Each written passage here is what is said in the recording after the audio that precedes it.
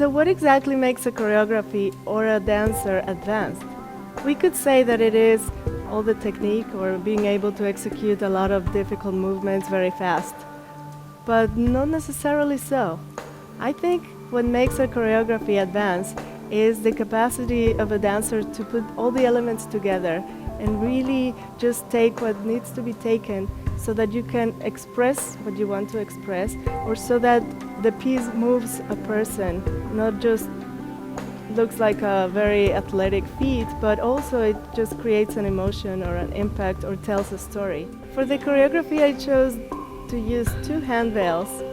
They are about 25 inches by 45, and they're very light synthetic material, but you can also use silk.